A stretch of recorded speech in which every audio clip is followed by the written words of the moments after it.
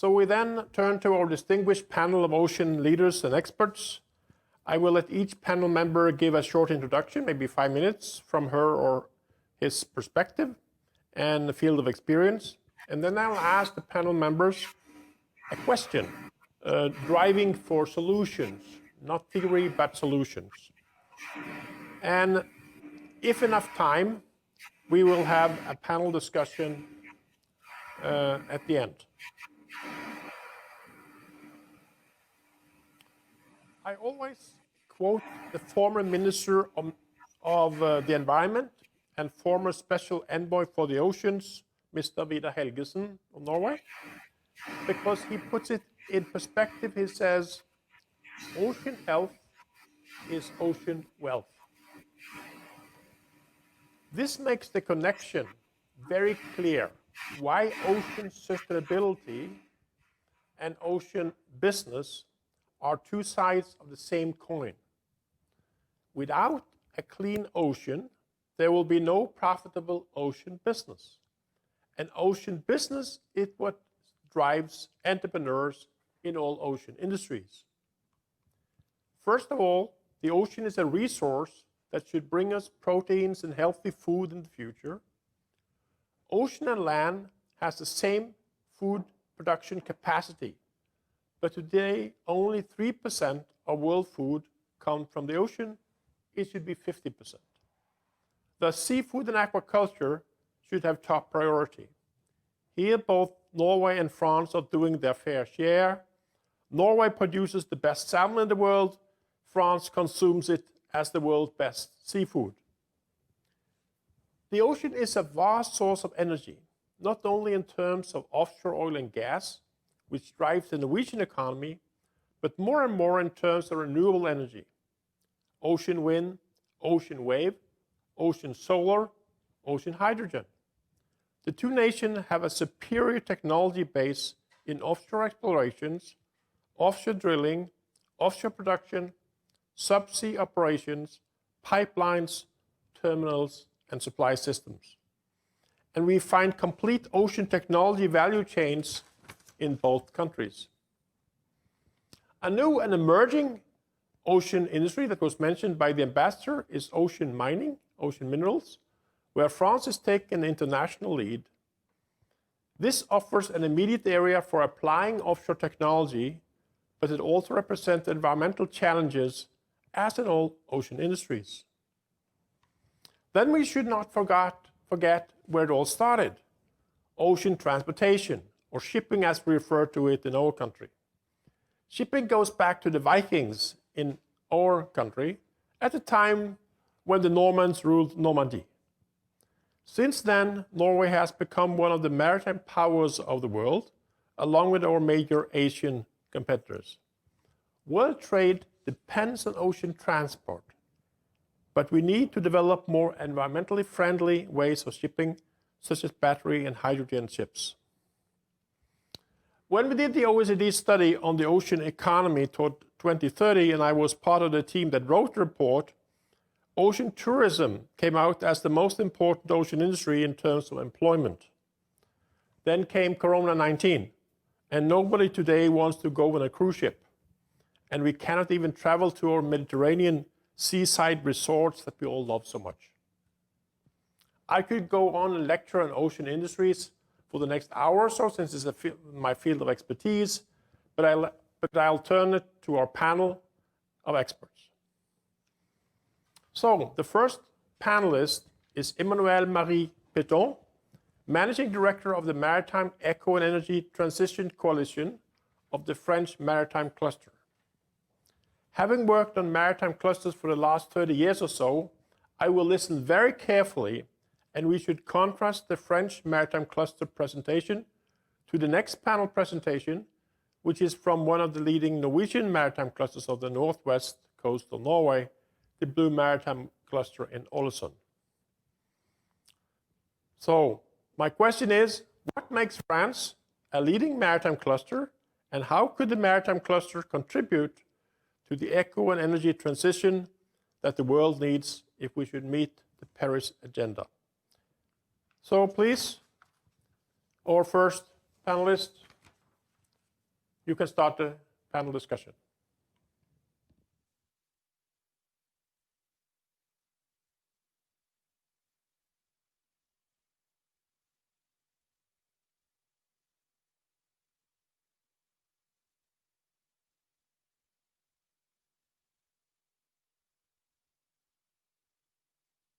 You have to turn on the microphone. We don't hear you.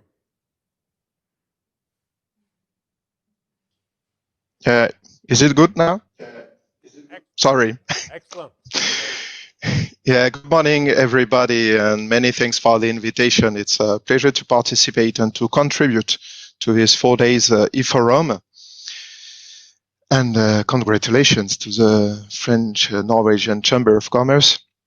So the French Maritime Cluster, with after 2 years work with our members, 400 members, and within the maritime sector and with other economic sectors like transport, logistic, and BTP, we decided to launch in partnership with the French Agency for Energy Transition and with companies, federations. We decided to launch a coalition in December 2019. After 2 years of work, we concluded that we cannot deal with the 2050 objectives in the actual technologies and business models. Maybe business models will be the end point of the energy transition. And our companies from shipping, shipbuilding, ports, logistics, fisheries, aquaculture wanted to work together. They said we have to work together to succeed the energy transition. And for that, the coalition is working yet on 4 work streams. First, analyzing the energy models with value chain modelization by energy and by use, by green energy and by use. Then testing energy models with global projects. There are a lot of projects, but now we have to test from production, from green energy production to use by different sectors of maritime industry with energy supply chain, infrastructures, and also services and law and regulation. Third, defining new business models and accelerating investments in this sector. We have to invest massively for developing and deploying technologies on board. And fourth, preparing the law and regulation at national, European, international levels. For that, cooperation with Norway, with all the European states and other states is really important because we have all to succeed together at the world level. The main point and the principal work is on creating new energy models. This is a change of paradigm. And the first point is we have to calculate precisely what decarbonization, zero emission carbon neutrality means exactly. We have the main targets, Paris Agreement, also the recent objectives defined by companies in shipping, in energy, in telecommunication sectors. And we have also, and the main IMO targets, European Green Deal targets, etc. But what are precisely the percentage of emission reductions and carbon rate we have to reduce for each use, and when? In 2 years, 5 years, 10 years, 15 years, to be at the appointment of 2050. So we have to begin now, but we have to define this basis first. Then, for that, we will have to develop new technologies, new green energies to merge with these targets. And these energy models are based on 3 linked elements. First, energy mix. The energy was based on centralized production and gestion, helped especially in France and Europe with nuclear and fossil resources. Now we have to replace fuels and sometimes nuclear even though it's a decarbonized energy, it could be decentralized. It will be decentralized production in regions. We can see that. We also can see that ports, hubs become a lot of times energy production hubs, multi-energies production hubs, and specialized energy hubs for different uses, for roads, roadways, and we have to understand now what will be the production, the system of decentralized energy production. And it could be an opportunity for new energy hubs, new logistic roads to be created for that, for green energies, for new uses. The second part of this new energy mix, Ocean will provide three different services for energy transition. It will provide green energy, it will transport green energy, and consume green energy. And for that, thanks to the transformation of all economic sectors, we will be in competition for green energies between shipping, road, aeronautic industries.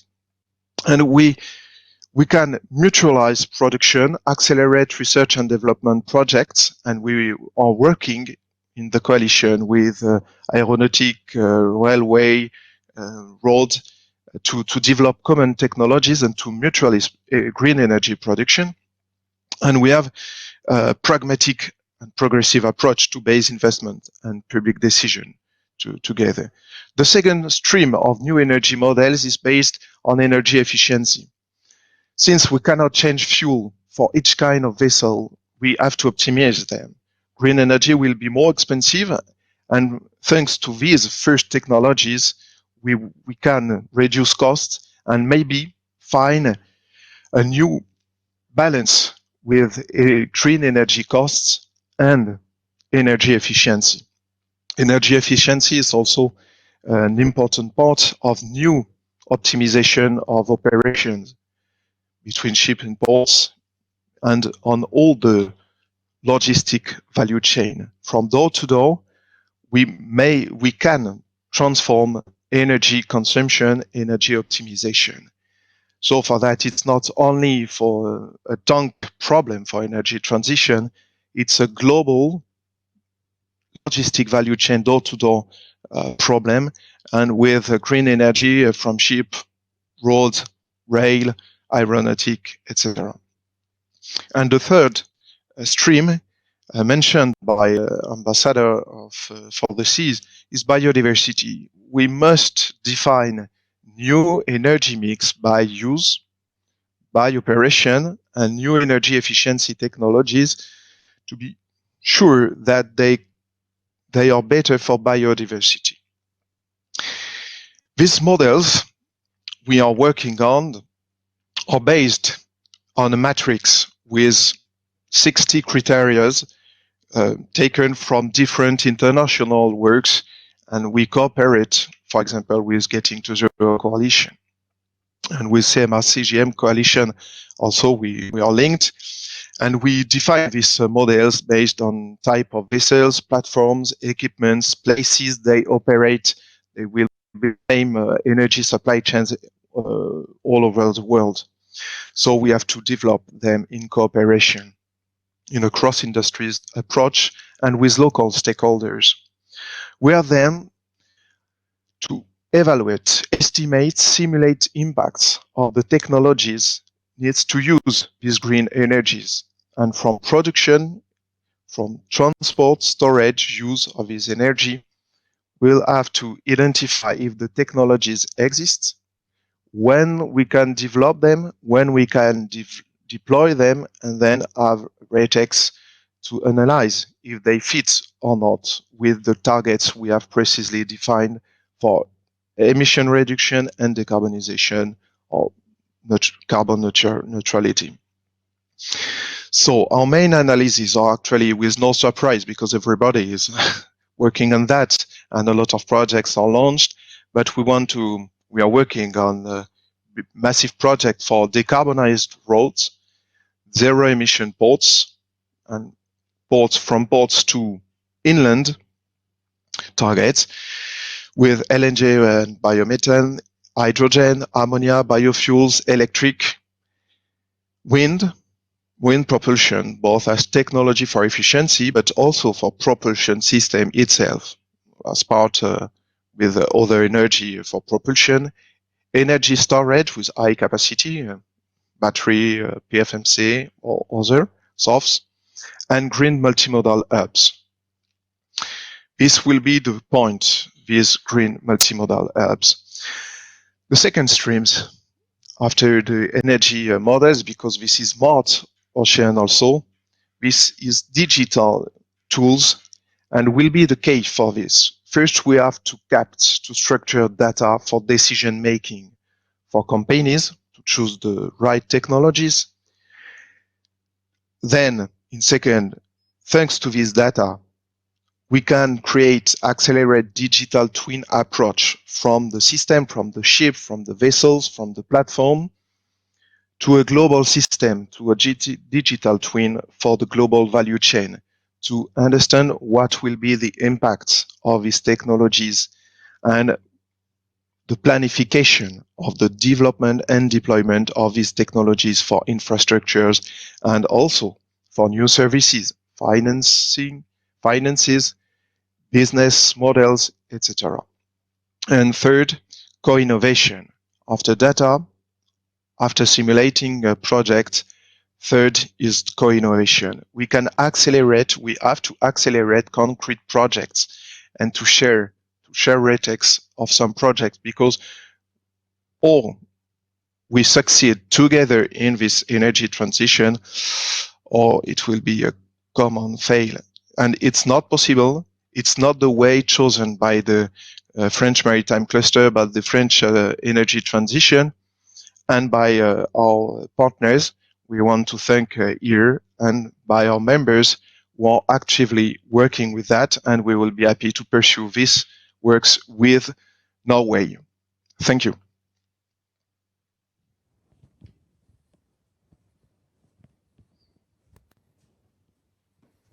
Well, thank you for a very interesting presentation. I think there are lots of common things between France and Norway when it comes to clusters here. I appreciate your emphasis on business models and business thinking, because sometimes we think it's all solved by technology, but you need to have some commercial thinking. So coming from business school, that helps. We would like to contrast this presentation to what happens in Norway, because I like to see some ties between the two countries coming out of this conference. So our second panelist is my longtime friend, Mr. Per-Erik Dalen. He is president of the Blue Maritime Cluster in Ålesund, which is in northwest of Norway. When I published my first book on Norwegian industrial clusters back to 1992, I coined the term maritime cluster. And my best illustration of that, what I meant, was in the Sunnmøre maritime district around Ålesund. In fact, we used the term Sunnmøre effect to explain what we meant by a strong and entrepreneurial cluster.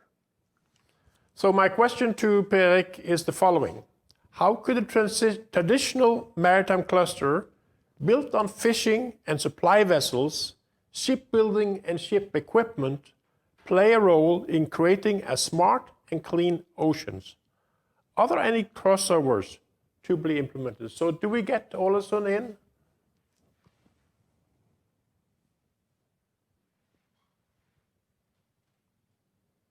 Yes. Morning, everybody. Hello. Very good. Hello. You are here Okay. in France and Oslo. Please go. Thank you. Good morning, everybody. As Torgeir said, I'm the president of Blue Maritime, the Global Center of Expertise. Just to give you a brief introduction of what that is before I answer Torgeir's question. We are a cluster with around 220 companies, and it's a complete value chain from design, shipyards, equipment, ship owners, and also services. We are operating globally and therefore all thinking is globally, and we try to cooperate wherever we can. We also have a statement here, which could be some of the answers to Torgeir. We always say we cooperate when we can and compete when we must. And that is very important for us, because we are using experience-based knowledge combined with R&D and a strong market focus for the cluster to see the possibilities in the future.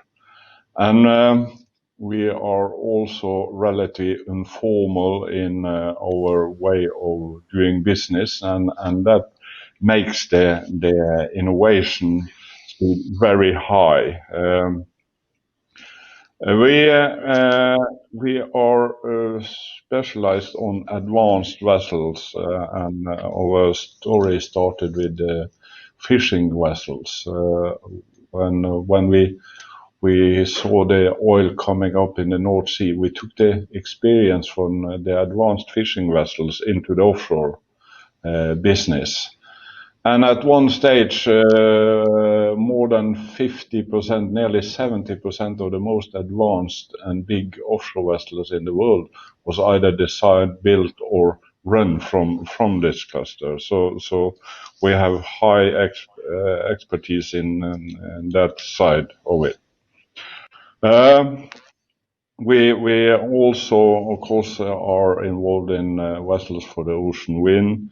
We when the oil price fall, we went into the small cruise vessel market, and of course, COVID-19 stopped that business for a period. If we are looking at the future, we of course are looking at green energy for the vessels. We were early starters with the LNG when that started, and of course on the electrification, we have a lot of Norwegian ferries now built with or fully electrified. So experience for that has been used also into other segments, but then in a hybrid situation where we have carbon engines and electrified. Of course, looking further ahead, we are looking at fuel cells, of course, and hydrogen, ammonia, biomethanol, and all other things are on the agenda to see how can we adapt that into the vessels from the cluster, and of course this is something we need to do together with partners all over the world, because we all have a responsibility to make the world green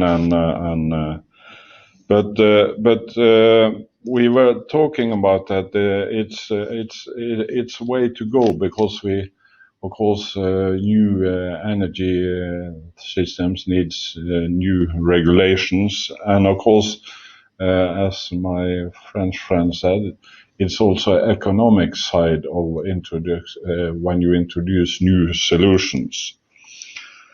Out of this, we are focusing in next generation of green ships.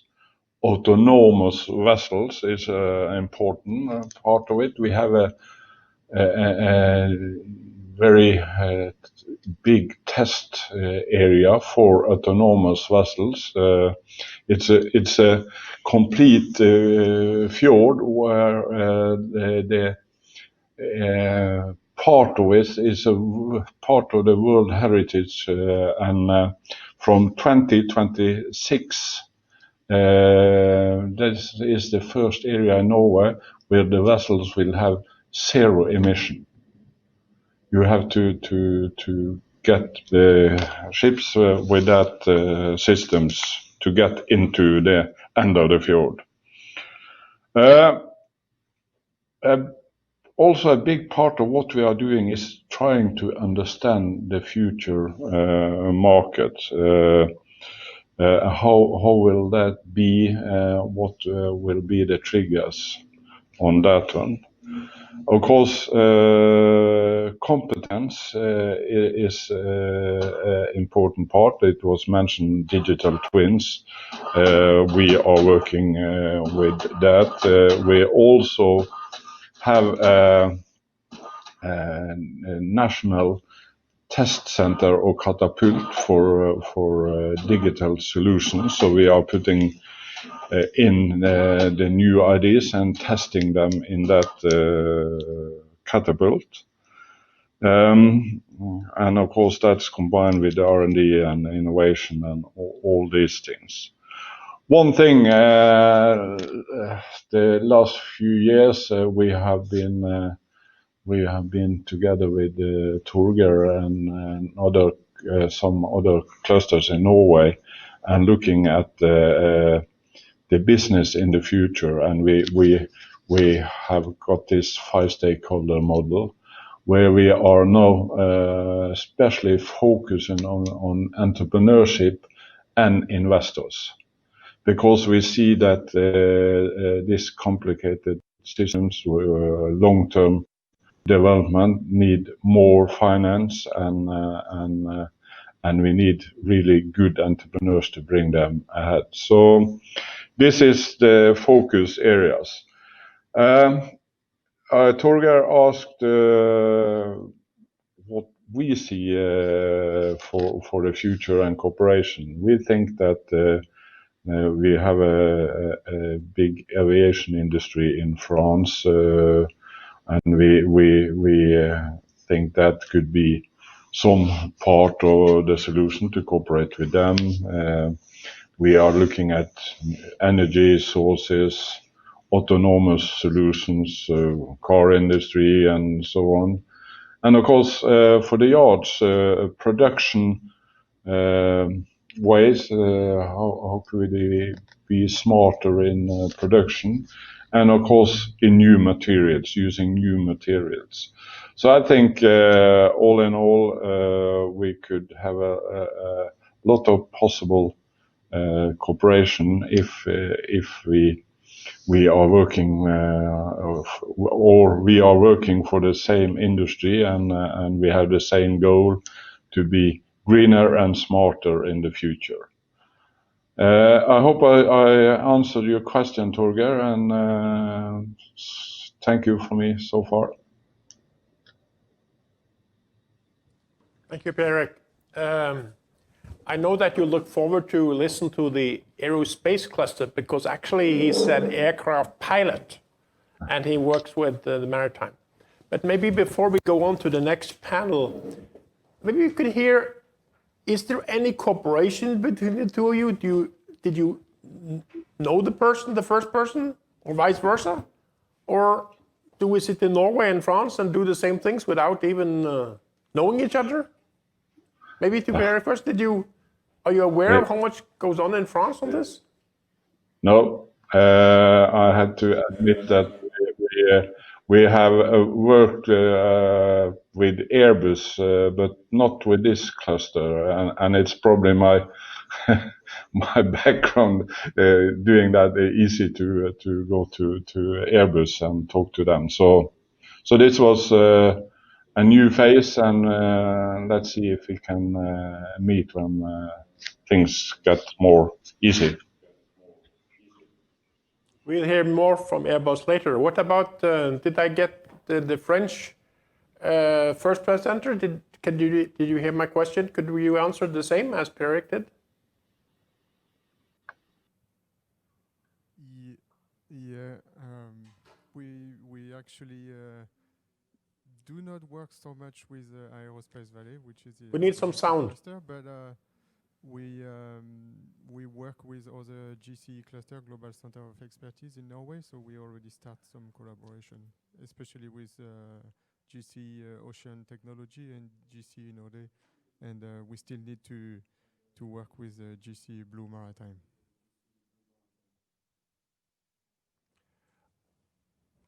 Maybe we should turn to the next panelist, since you're already in the picture.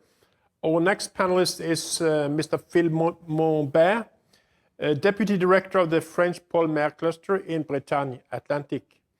Phil has done research in the biogeochemistry of phosphorus in water and coastal sediments, and has worked on ecological monitoring of water around the nuclear power plants. He's an environmental expert and should be able to answer how we could clean the ocean. So my question to you is, do we have the technology and the means to clean the ocean and to make the ocean healthy? And do we have business models, as you already commented on, the two first panelists, what that drives without resorting to government interventions and government subsidies? So please, Monsieur Philippe Monbert. Thank you very much for giving me the floor. So yeah, as you said, I'm a marine chemist, to make it simple. So I am quite sensitive to the environment. Before I start answering your question, I might talk about what we are as a cluster. You have to know that even if I work for Polymer Bretagne Atlantic, I'm representing and I talk today on behalf for both Polymer that are mine and the one in the Mediterranean side. As a cluster, our main aim is really to promote innovation and, as our Norwegian cluster said, to also trigger some economic development, sustainable economic development, but that's our main goal. We work on all maritime areas, ranging from defense, security and safety, shipbuilding, marine energy resources. That includes what was already mentioned as deep sea mining, but also mainly at the moment in the emerging sector of marine renewable energy, but also oil and gas. Biological resources that are fisheries, aquaculture, that are quite big in both our countries, and blue biotech. Environment, as we mentioned, and also ports and infrastructure.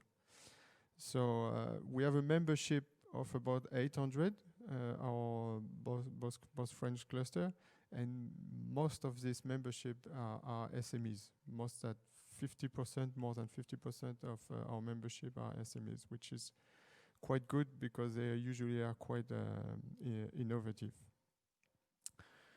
So where we are going, to answer your question, Torge, what we do to get there, at least, that we bring together academics and companies and so industrial players to promote and to trigger innovation, to develop new concepts for a smarter and more sustainable ocean. We used to support about 100 R&D projects per year, both cluster, and we have a certification process of this project, so we can help them to grow and to be more mature and to be able to access public funding. So we have about between 50 and 60 R&D projects to develop new service and new products to have a cleaner and let's say a smarter ocean. The trends that you mentioned as new solution are definitely digitalization. I had a chance last year to be and to visit Norway, so with the Chamber of Commerce, and I discussed a lot with the other maritime cluster, and we realized that we were heading in the same direction, using digitalization and ecological transition or sustainable ways to develop new products and services. So we definitely are entities to help to federate the effort, help to implement national, European, national, and also regional policies to make sure that our ecosystem, our members that are really anchored in our region, develop and go and work on solutions that are really in the right or moving in the right direction. I do insist in interclustering activities that are really important. As the previous speaker said, like sometimes you need to cooperate, and when you can't, you must compete. But I believe that French and Norway is more complementary than competitors. So you in Norway have a lot of offshore aquaculture. We are more inland or coastal aquaculture. You do a lot of oil and gas. We are more on and on working on marine renewables. So we have a lot of things to work on more as a corporate partner rather than competing partners. So the main trends, anyways, to answer your question, is probably, yes, as I said, digitalization. That is a key in all the new development and new solution. We have a new project regarding using space data and the Copernicus European program of Earth observation to try to fight against microplastic and to better monitor water quality.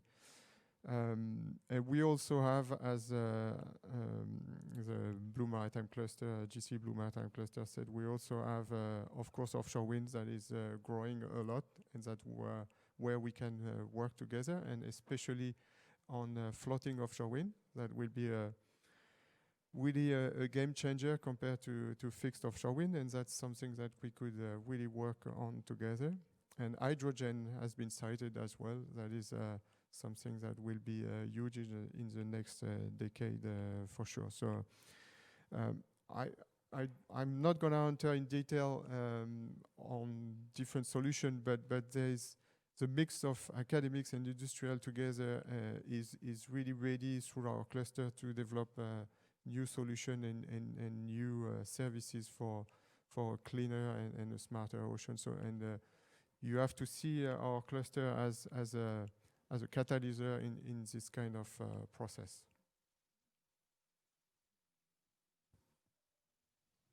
I could ask you the same question as I did to the previous speaker. Do you have any links with the Norwegian clusters, because there are so many of the Norwegian industries working in the same disciplines and topics as you have described? I didn't hear it really well. If the sound can go up. So could you repeat that again? Sorry, I couldn't hear it. Yes, I'm asking whether you have any cooperation with Norwegian ocean clusters, because when I hear you speak, it's almost like hearing my Norwegian cluster partner speaking. We are doing the same things. Yeah, we're definitely doing the same thing and moving in the same direction. So we are working quite close, as I said, with two global center of expertise, GC Ocean Technologies, with Ove and my friend Gisle, and GC Node. That's the two ones. We also are involved with GC Ocean Technologies in what we call the Blue Tech Cluster Alliance, that bring together almost 10 clusters in the world, and we share information every quarter on opportunities and things that are moving forward. We organize some global tech webinar together to present and to showcase the expertise of our companies. So we definitely try to work and try to move together, and the main thing, and that will be talk this afternoon, is trying to work together through funding project, and we will definitely use, and we already are in some European project together, which make the right funding opportunities for us to work together and to make sure that our members can work together ultimately.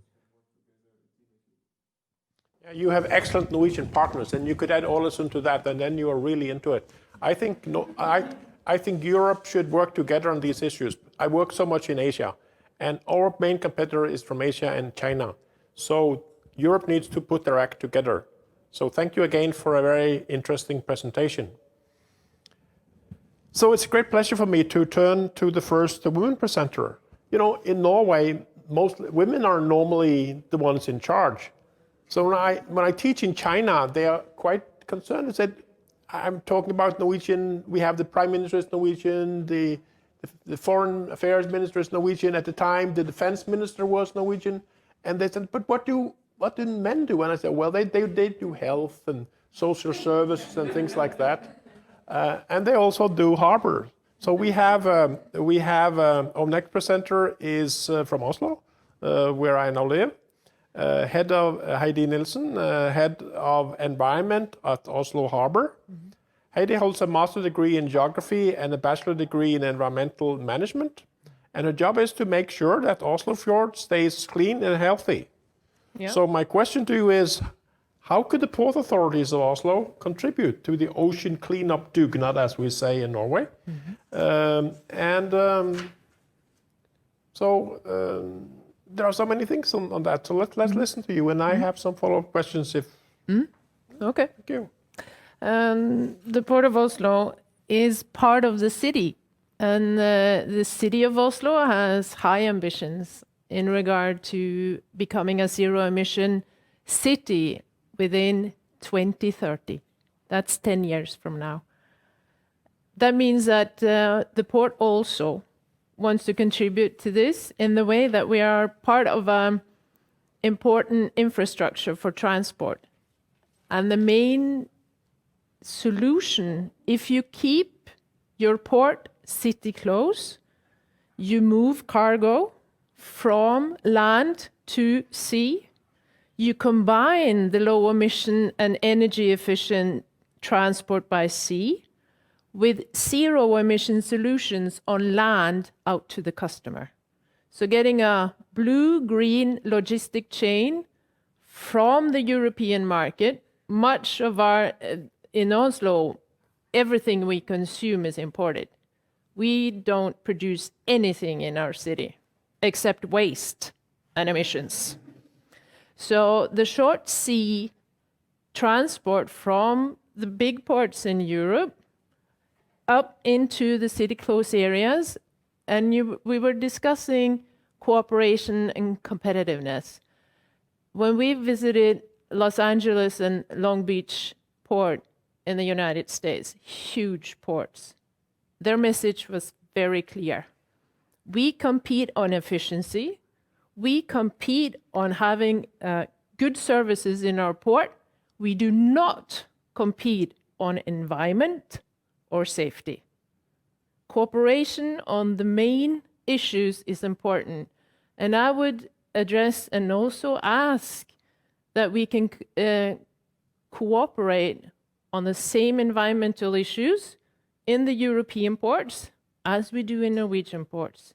We've started with ourselves. In the Oslo Fjord, there are 7 different ports, and we have decided that our main platform is the UN Sustainability Goals. We don't want to compete on that. We want to cooperate on that. And we want to find the same solutions. So the customers that come to Oslo and the container ship goes to Drammen or the other ports, we want to have the same solutions. We want it to be as easy to plug and play as it is to charge your car. That's what you need for shipping as well. It needs to be easy to electrify. It needs to be the same solution, so it's easy for the ships to use. And we need a good business model. But then you need a plain level field of who are you competing with? The fossil fuels? If all renewable fuels are competing with fossil fuels without the fossil fuels actually paying for the pollution that they commit and emit to our society, then that's not a level play field. So there has to do something about the pricing. And also, it should be the same competitiveness between the different modes of transport. Our friend Per Erik in Ålesund was discussing the maritime cluster. I would invite the maritime clusters to also cooperate with the transport sector on land. All our ports, all maritime sectors need to have all their cargo on land-based transport as well. So the Port of Oslo has in cooperation with the city, we have ambitious goals.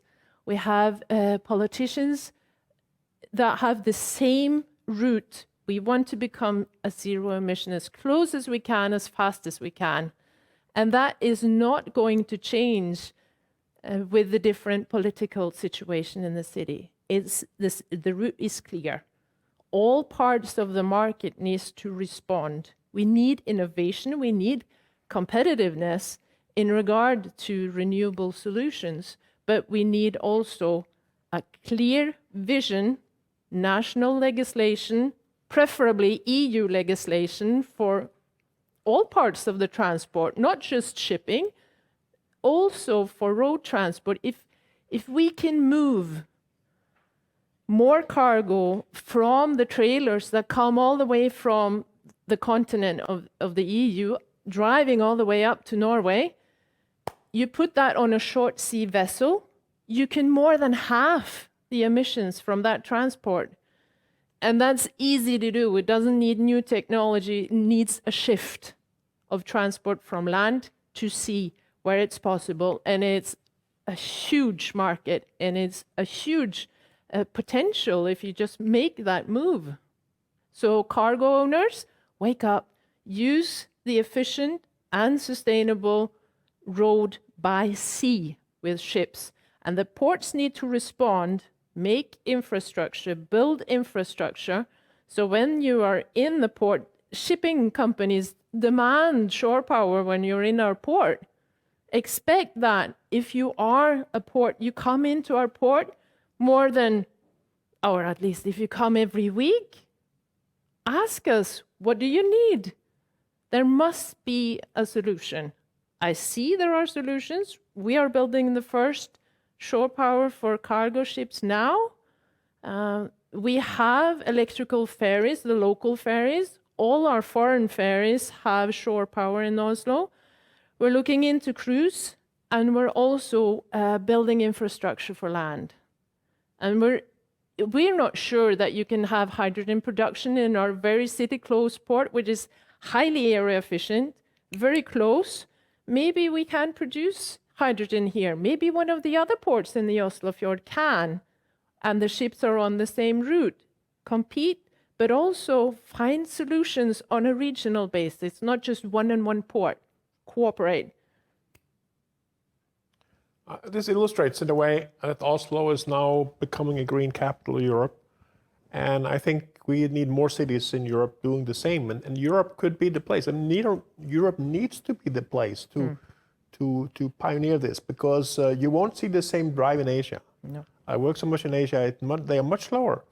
But if Europe and US and other countries will take the lead, like you just described, I think there's a good position. And it's interesting to see that how you connect the port with the land, because you can never isolate ocean industries and say it's all an ocean, because it connects, and that's the way it works. So I think you are on the right track here. You still need to fix the cruise ships, but maybe you don't have so many cruise ships next year. No, So we're not a huge cruise destination. Bergen is the big destination in Norway, and they have the biggest shore power solution that's ever been built.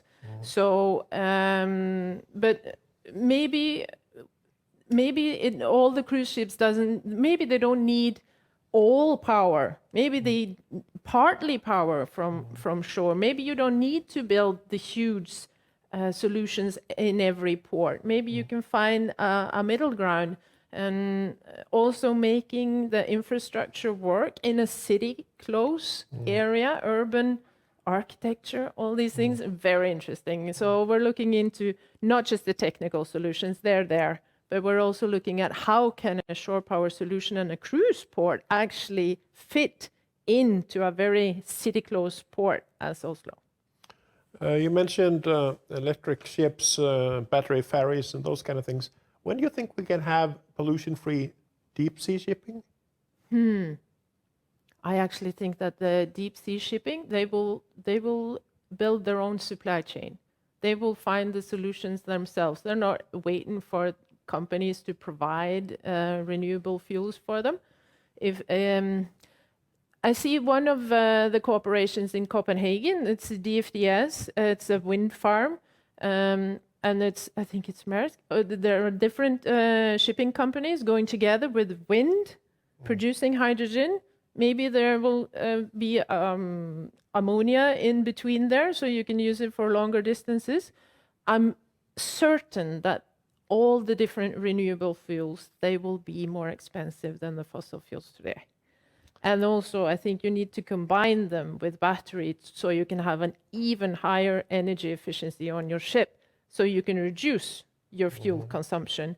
And also looking at digital solutions in the way that you find the best route. And, it's many things that you can do to energy efficient fuel So you see costs. hybrids coming first and then maybe future hydrogen chips. I think there will be hybrids all the way. I think there will be a combination of the two. So I don't think that building shore power solutions in most, at least the close ports that are in areas with highly densely areas and populated areas, build shore power. It must be a part of the solution.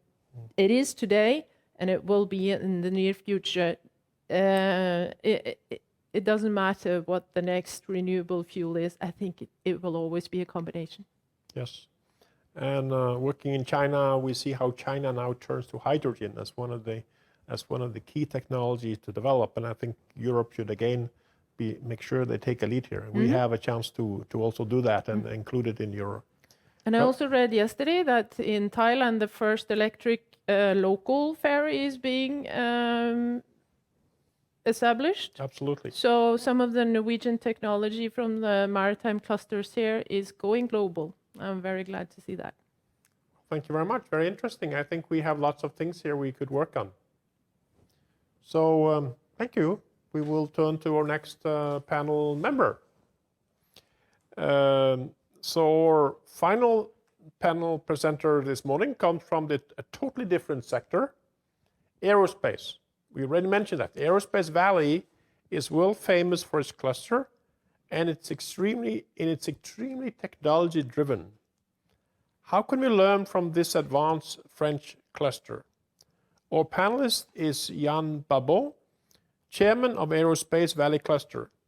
Jan is Chief Innovation Officer at Airbus. We already had an introduction to that. We are interested in Airbus. We can learn from them. The world-leading aircraft manufacturer.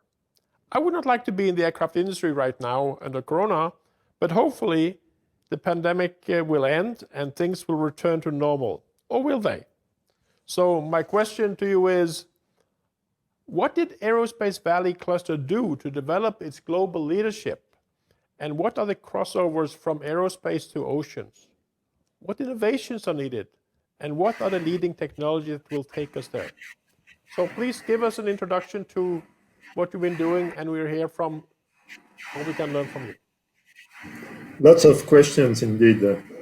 First, Aerospace Valley is a grouping more than 850 members from the southwest of France, more than 600 enterprises, industries, academic partners, also members from the institutions and from the investors.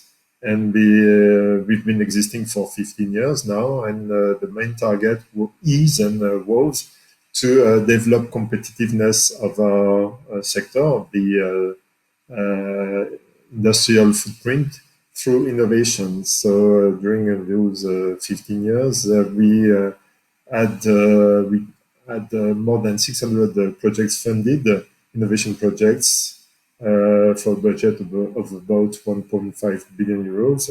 And all this was dedicated so far to the mostly to the development of greener aircraft. This is the main priority. It's been the main priority for our sector for many years now. And the COVID-19 crisis even puts more pressure on us because in parallel to the virus, we have also those attacks from the NGOs on the fact that air transportation is seen as a contributor to CO2 emissions.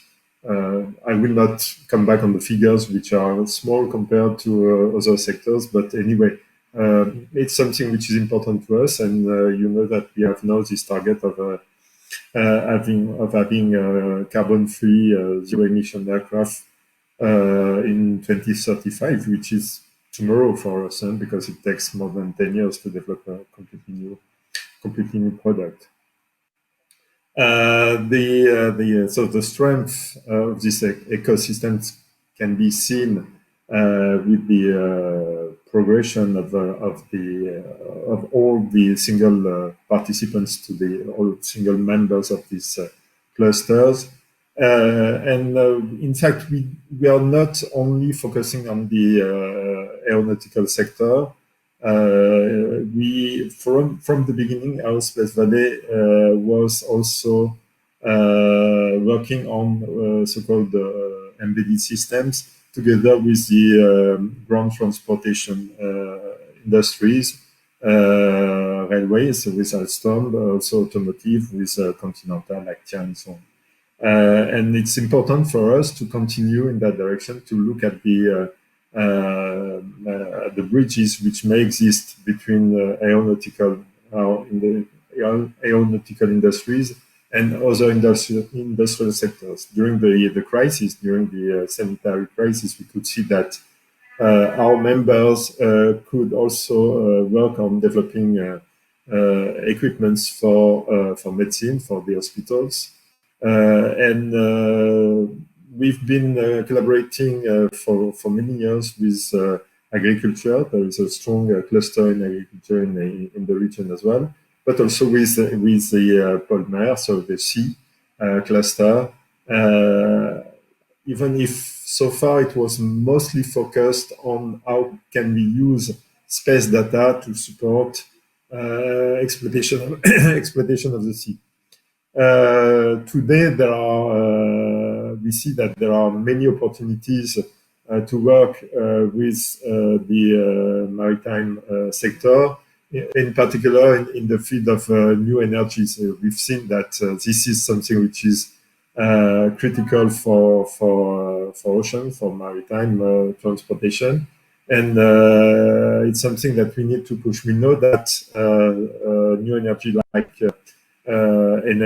hydrogen, it's not only the aeronautical industry that can develop it. We need to work with the other sectors because we need to create the supply chain for green hydrogen. We need to work on how hydrogen will be made available to the airports, to the planes, and so on. So it's something that needs to be done jointly with other industrial sectors, and a lot of our members want to work on that.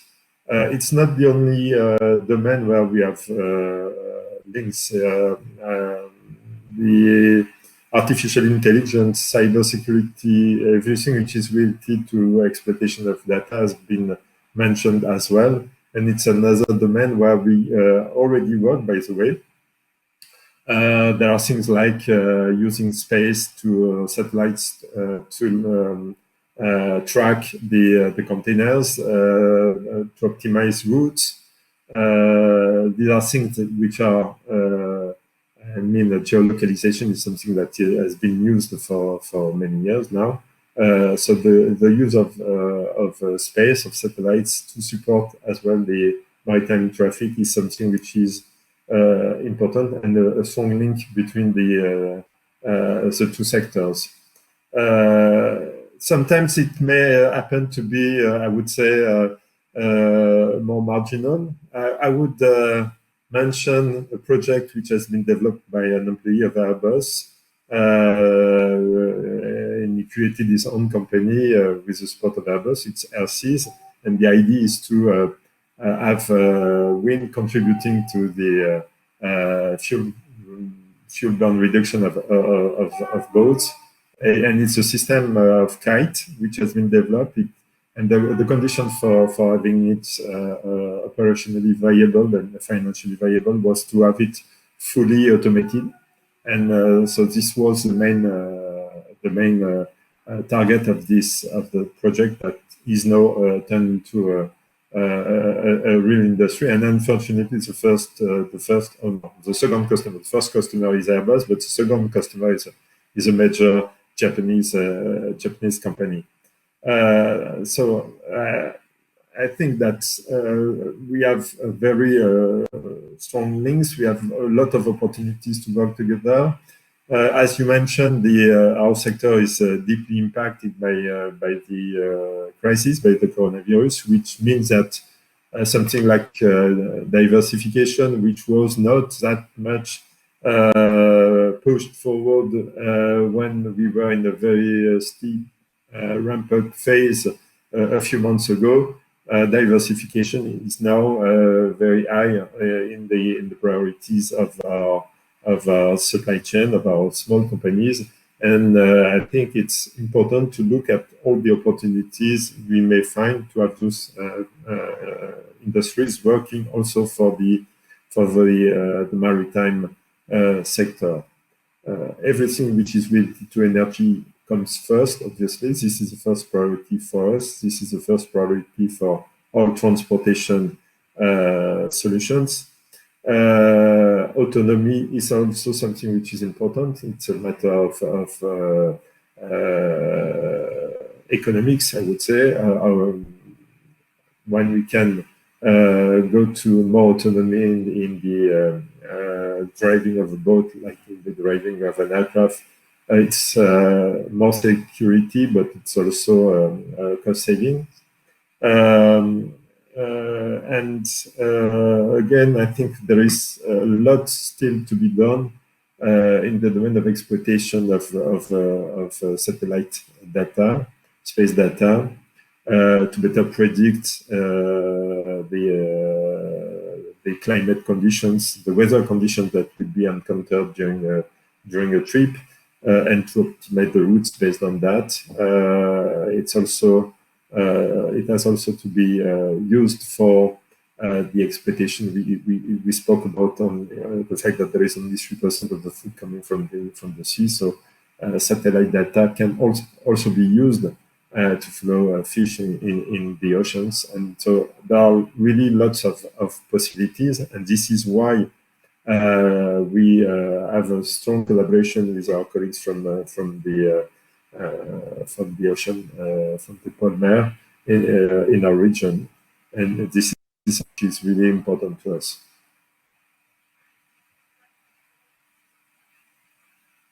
Yeah, I think as you heard from Dalen, you have a big fan here in Norway in terms of learning from aerospace and see what can be, how we can utilize technologies across industries.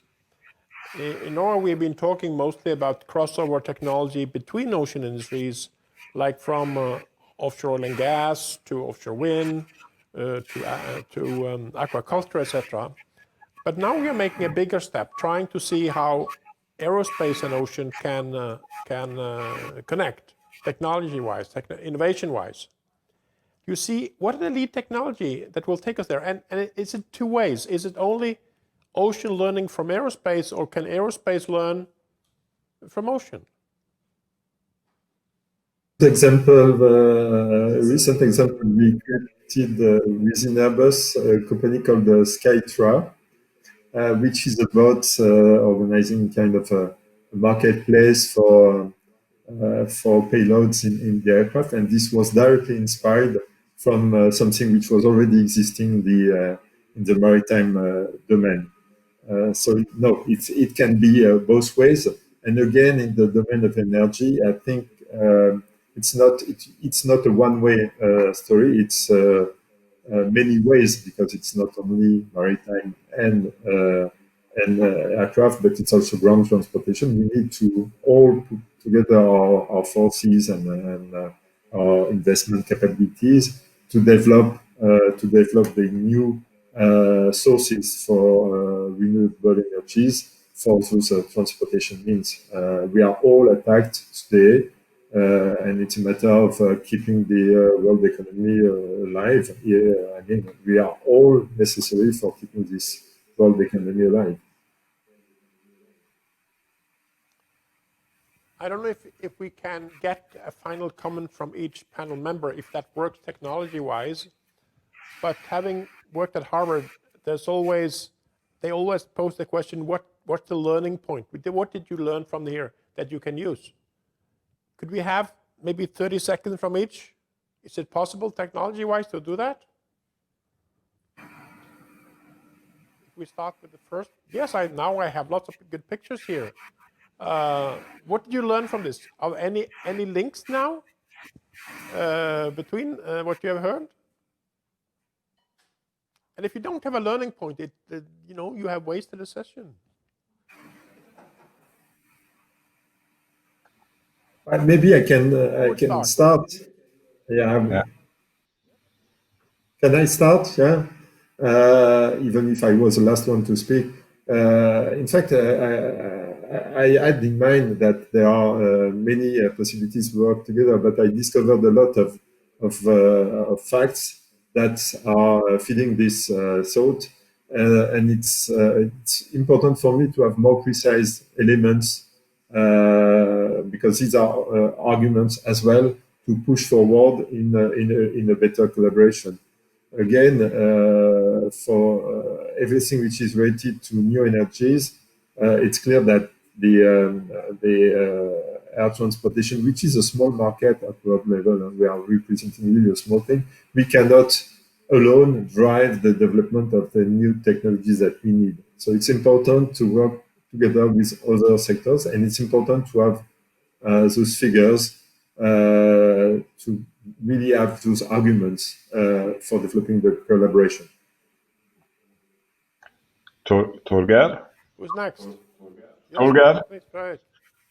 Yes, there are several things. One of them is the discussion of what is the focus area in maritime industry. That it seems like we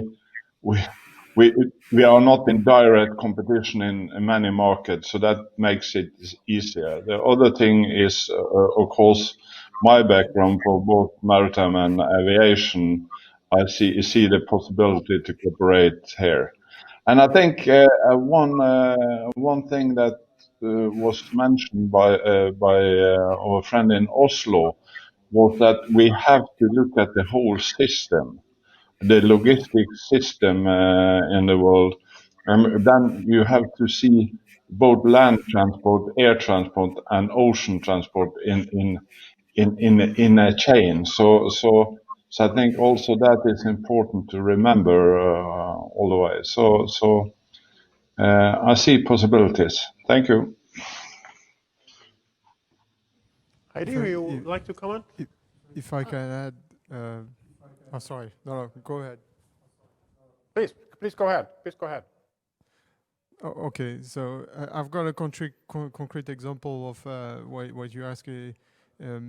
Both our region, Brittany and Pays de la Loire, the western part of France, they decided for hydrogen, for energy, to use ports as a hub, really, for starting to develop the value chain and the production of hydrogen using hydrogen in ports activities and shipping, but also with inland activities, transport, mobility. So it's really where the innovation and at the edge of each sector where we can get the most of it, really. So this is a concrete example for hydrogen, and also for aerospace valley. We definitely need to work more together about maritime awareness and satellite data and other data that we can use to develop new services and products, because there's going to be more and more activities in the ocean. So we need to be able to see and to monitor better on the ocean. Okay. Heidi, final comment from you? I would say that knowing that there are clusters of different companies that are actually working on the solutions and also creating innovative solutions that push us in regard to trying out some of the solutions. Many of the solutions have to be tested. So if part of the clusters could be that some of the solutions can be tested in small scale as pilots, like we do in the green shipping program in Norway, it actually, you try out something before you scale up. So having a good cooperation with the clusters, that when they see that this is a really good solution for, and they know who operates in the market, get in contact with us, ask us to try out some of the solutions before you scale them up. And I would just invite all the different participants of the clusters to continue doing that, because we need their innovative solutions for the future, which is renewable and sustainable. And now you all know each other, so you can just contact and start working on some project like that. I think time is running, and we need to Torger, thank the panel participants. Torger, Yeah. can I just add something? Yeah, following what my colleagues said, Please, I heard that we all share the same speech. We are really aligned. Could we define with the French-Norway Chamber of Commerce use case, following what Phil said and what my colleague from Oslo Arbor said? Could we define a use case based on technology, based on something developed in Norwegian and French ports to work on, linked with Aerospace Valley, with technologies we share? Maybe we can define this thanks to the different developments of this first panel. We are ready to share this and to work on it with you. So we are at your disposal, and maybe we will talk also about that. Thank you.